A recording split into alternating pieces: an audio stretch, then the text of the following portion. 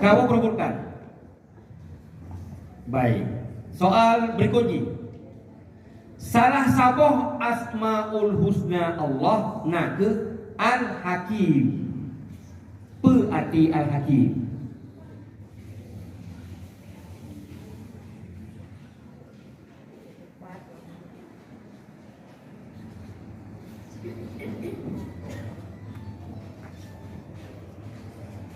Siapa perebut?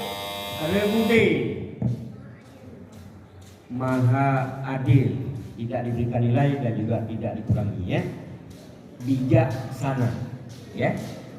Maha adil al-adlu, kan? Okey. Tayo tamong soal kelima. Petakhun dan bulan dalam bahasa Aceh dari bulan Rabiul Tsani.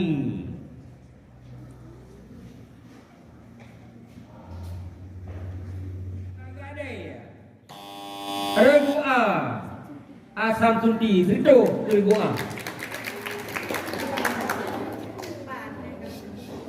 Lam si minggu nasi uro yang hana payah ya si pula uro regu de uro pre.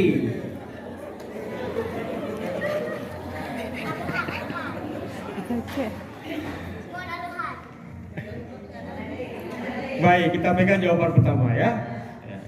Karena menyatakan lam minggu bau uro pre. Kecuali lam si bulan nya roi tamang. Na uro pre kan itu mira.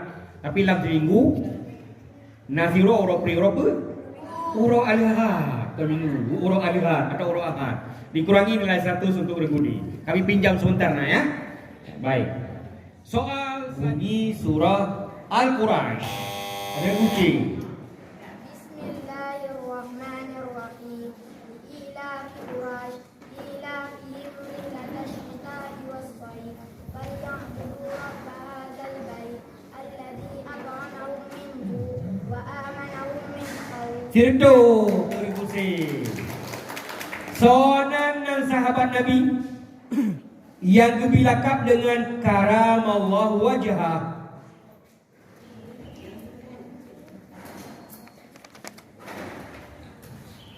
Penonton. Sagoy yang naik apa? Ali bin Abi Thalib. Ya. 100 untuk penonton. Tibuh judul 3 lagu berikut. Subhanallah wa dahu wa bihamdihi